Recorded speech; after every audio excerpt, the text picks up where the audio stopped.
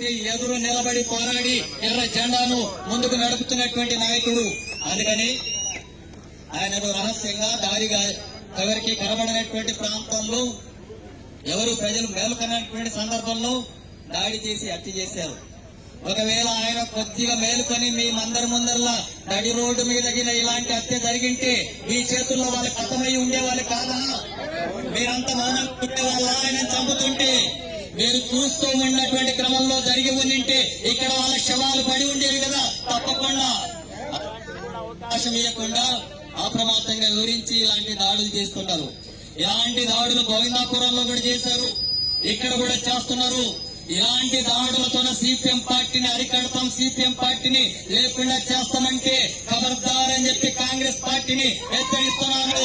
తీవ్రమైనటువంటి ప్రకటన పద్ధతుల్లో ఆందోళన కార్యక్రమాలకి అదేవిధంగా ప్రతిఘటించేటటువంటి కార్యక్రమాలకి ఊరుకోవాల్సి వస్తుందని చెప్పి కూడా హెచ్చరిస్తున్నాం.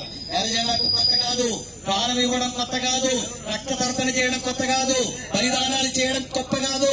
ఏ దానికైనా తెగించి నిలబడేటటువంటి దమ్ము ధైర్యం సిపిఎం పార్టీకి, సిపిఎం పార్టీ నాయకులకి, కార్యకర్తలకు ఉంది. అంతేకాని కేవలం చనిపోవడానికి మాత్రమే పుట్టలేదు మనం, ఇట్లా బలిదానాలు ఇవ్వడానికి మాత్రమే పుట్టలేదు మనం. ఇలాంటి పద్ధతులు ఆపకపోతే తీవ్రమైనటువంటి పద్ధతుల్లో ప్రతిఘటనలో కూడా పూనుకునేటటువంటి చరిత్ర ఈ ఎర్ర జెండాకు ఉంది. అది జాగ్రత్త అని చెప్పి హెచ్చరిస్తా ఉన్నాను. ఇప్పటికైనా ఈ దాడికి హత్యకు పాల్పడ్డటువంటి వాళ్ళని వెంటనే అరెస్ట్ చేయాలా? ఎంత సమయం కావాలి పోలీసు వాళ్లకు? ఎందుకు అరెస్ట్ చేయలేదు ఇప్పటి వరకు? 24 గంటల్లో అరెస్ట్ చేయాలా? 24 గంటల్లో అరెస్ట్ చేయమని కమిషనర్ ను హెచ్చరిస్తా ఉన్నాను. ఒకవేళ మీకు వాళ్ళు ఎవరున్నారో ఎక్కడున్నారో తెలియకపోతే, మీకు అరెస్ట్ చేసే చేత కాకపోతే, మీకు అరెస్ట్ చేసి వాళ్ళని అరెస్ట్ చేసేటటువంటి దమ్ము లేకపోతే అది ప్రకటించండి. సిపిఎం కార్యకర్తలకు పిలుపునిస్తాం. సిపిఎం పార్టీ కార్యకర్తలకు ఇస్తాం. ఈ భూమి మీద ఎక్కడ ఉన్నా సరే పాతరేసి తీసుకొస్తారు. ప్రకటిస్తున్నాము. చట్టబద్ధంగా వివరించాలని ఈ రకమైనటువంటి కార్యక్రమాలు చేస్తున్నాం. చట్ట ప్రకారం మీరు వివరించాల్సినటువంటి అవసరం ఉంది.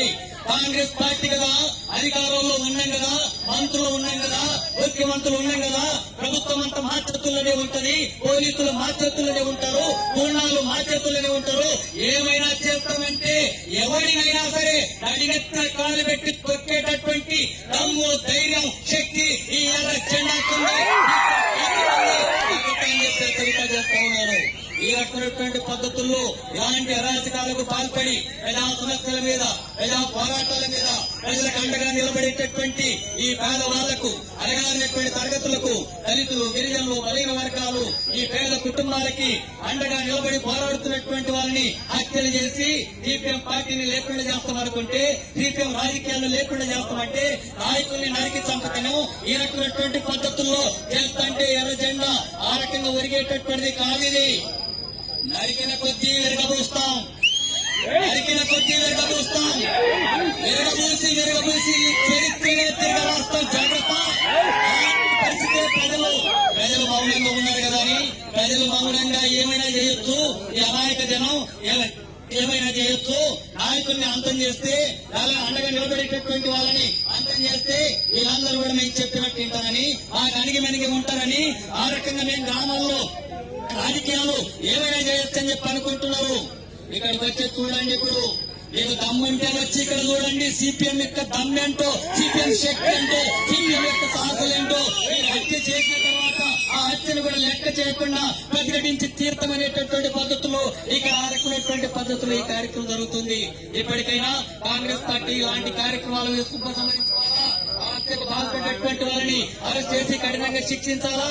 ఆ రకంగా జరగకపోతే, వాళ్ళని కఠినంగా శిక్షించకపోతే, చట్టం శిక్షించకపోతే ప్రజలే శిక్షిస్తారు. జాగ్రత్త అని చెప్పి హెచ్చరిస్తూ ముగిస్తున్నాను.